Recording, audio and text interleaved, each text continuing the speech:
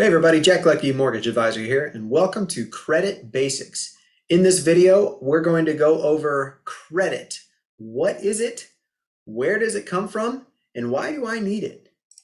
First off, the definition of credit. And I got this definition from bankrate.com. There are a lot of definitions out there, but I thought this one was the most helpful for what we're trying to focus on. Credit is the measure of trust one party has in another party's ability to receive some kind of resource now and pay for it at a designated point in the future. The basic idea here is credit is a measure of lenders' willingness to lend you money. You know, how reliable are you? What kind of reputation do you have for paying your bills on time as agreed? That's what they're looking for. Where does it come from? Meet the three credit bureaus: Equifax, Experian, and TransUnion.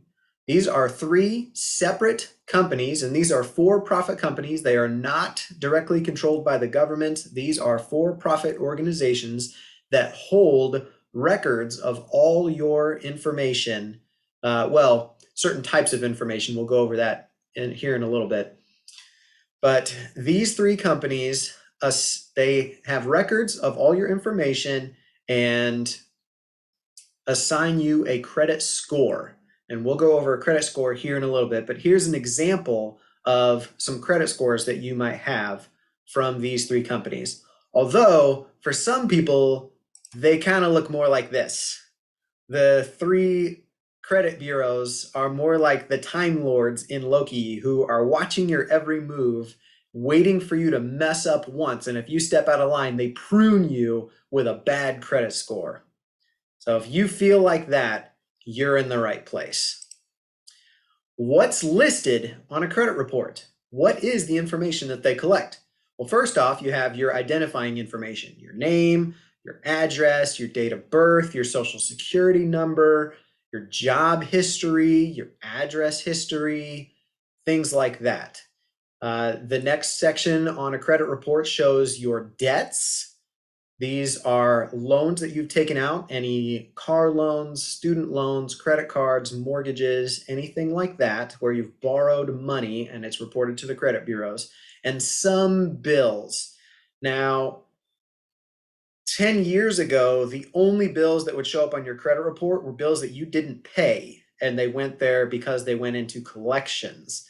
Now, there are services going around where you can actually report your bills, like your phone bill or your utility bill, to the credit bureaus to build more positive credit history. And that's kind of a relatively new thing. It's gaining popularity, and it's definitely a good idea if you have a good track record of paying those bills on time as agreed, because that's the whole idea.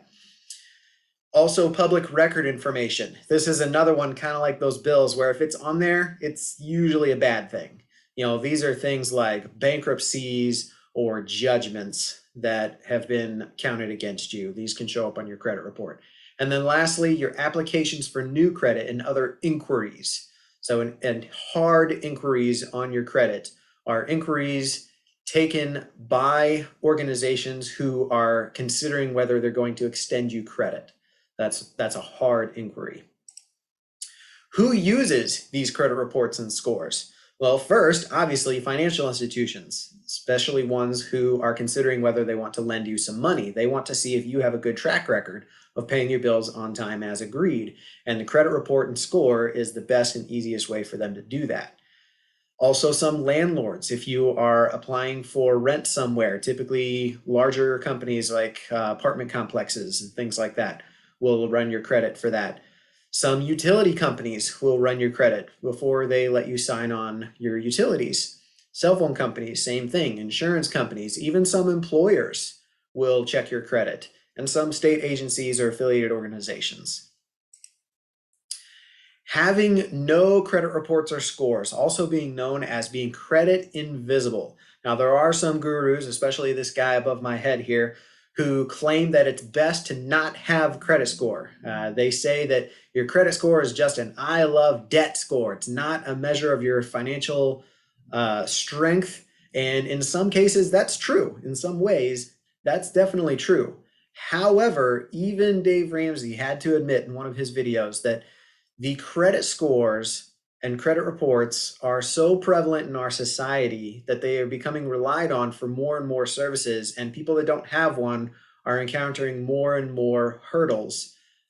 He recounted a story in one of his videos how he went to go get an apartment for one of his kids when they went off to college. And in the application, he co-signed for his child in order for them to get an apartment and was denied because he didn't have a credit score. He said, and I quote, "I could write a check and buy the building, but they wouldn't let me rent the apartment." And that is okay for someone like him who could write the check and buy the apartment. But for us regular people, we kind of need a credit score to do that. And here are some other examples of things that you're going to struggle with if you don't have a credit score. Now, it's not impossible. You can certainly do this, and you can live your entire life without a credit score. But if you ever want to buy a home and you have a loan for that, then you're going to need to build what's called alternative credit history.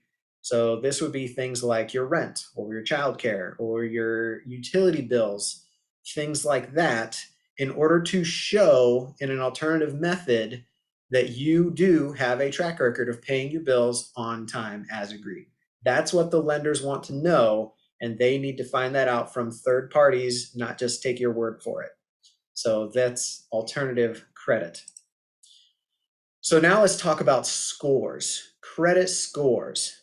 Your credit score is basically a numerical value, a score of your credit report. They take all the information on your credit report and they assign it a score that basically shows your likelihood of paying your bills on time as agreed. And generally, the higher the number, the better the credit history. Now, here is kind of a breakdown of the credit scores. The scoring model runs from 300 to 850, and I have heard rumors that they're going to raise that ceiling to 900, but I really don't see the reason for it because basically anything over 800 is really just for bragging rights anyway. So here's the range. You have, starting from the bottom, poor credit scores anywhere from a 300 to 579. Being that this video is based on homeownership, I'm kind of talking about mortgages and guidelines that are pervasive in the marketplace. Anyone with a poor credit score is going to have a really hard time finding a lender that will lend to them. Anything below a 580 is usually unmortgageable. If you're in the fair range from 580 to 639, there are some first-time homebuyer programs and low credit borrower programs out there that will extend a mortgage for someone in that credit range. Good is kind of the bread and butter for most first-time home buyers. Their credit score is somewhere in the 640 to 739 range. That's kind of average. Very good. These borrowers with the 740 to 799, these are people who have exceptional credit. They're usually getting the best terms on their financing, the lowest interest rates, the most favorable terms, things like that. And anyone above an 800, I know there are some people that love to brag about their 800 credit score. And honestly, from a lending standpoint, most mortgage companies, their pricing stops at 760, and anyone above a 760 is getting best pricing. So if you have an 800 credit score, good for you. That's fantastic. Nobody cares.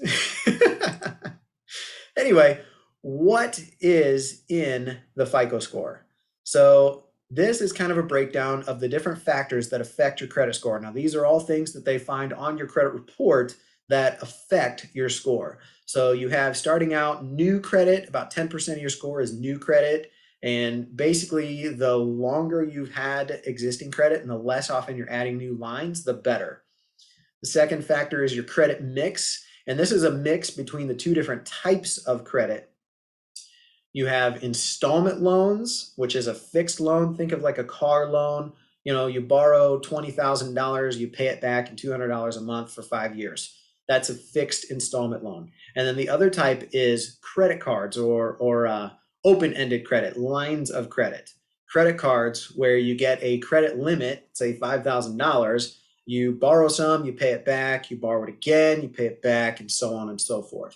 So those are the two different types of credit, and they really want to see that you have both and you've demonstrated an ability to manage both well. Thirdly, length of credit history. This kind of goes hand in hand with the new credit. They want to see that you don't have new lines of credit, and they want to see that you've had these lines of credit for a long time. The longer, the better.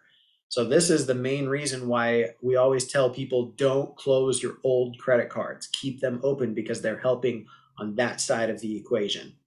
And then the two big parts is your payment history and your amounts owed. Now, payment history is exactly what it sounds like. It's your payment history. Do you pay your bills on time? The main thing they're looking for is, do you not have any late pays? Now, a late pay is anytime you've paid a bill more than 30 days late. A lot of people don't know this. If you miss your payment by a few days, it does not affect your credit at all. They don't report it at all until you're 30 days late. Now, there may be other consequences. It depends on your agreement with the lender. Sometimes they have late fees that they tack on if you're a day late or things like that. But it doesn't affect your credit score or your credit report until it's 30 days late.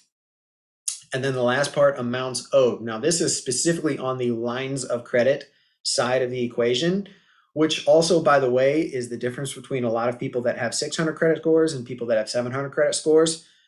It's really hard to get to a 700 credit score if you don't have any lines of credit because you don't have the full mix. And credit cards with the utilization rate, if you don't have one, they can't score you on that. So they won't. You won't have the higher credit scores. So you really need to have both. And the amounts owed is 30% of your credit score, and that is the utilization rate on your credit cards. And everybody has their own opinion on what's a good utilization rate. Some say 10%, some say 30%, some say 50%. The real answer is the less the better. That's it. The less the better. 1% is fantastic. The less the better on your utilization rate. You have a $500 credit card, use as little as possible, but we'll get more into that later. So who is the ideal borrower? You know, what's the 760, 800 credit score borrower look like? Ideal borrower, someone who has a high credit score, has at least 3 trade lines, all of them older than 1 year, none of them new, all of them existing for at least a year. They have a mix of both installment loans and credit cards. Never a late payment, always pay their bills on time, no 30 days late. Their utilization on their credit cards is under 10% or as little as possible, and no collections or judgments against them. This is the ideal borrower. Now, this is you. You've probably got a 740 credit score or above. If this is not you, don't feel bad. Stay tuned. We're going to get more into how to become this later on. If you are like that, you probably know it, and you're probably getting offers all the time for credit cards, credit bureaus, you know, everybody just throwing their money at you.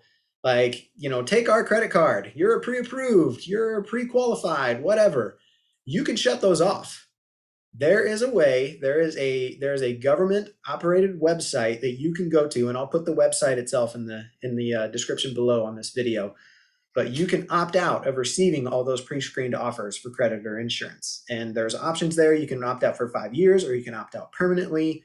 Now, this isn't going to stop all your junk mail. This is just going to stop the junk mail that's originated from those 3 credit bureaus that are for-profit companies. And yes, they do sell your information unless you tell them not to by doing this opt-out.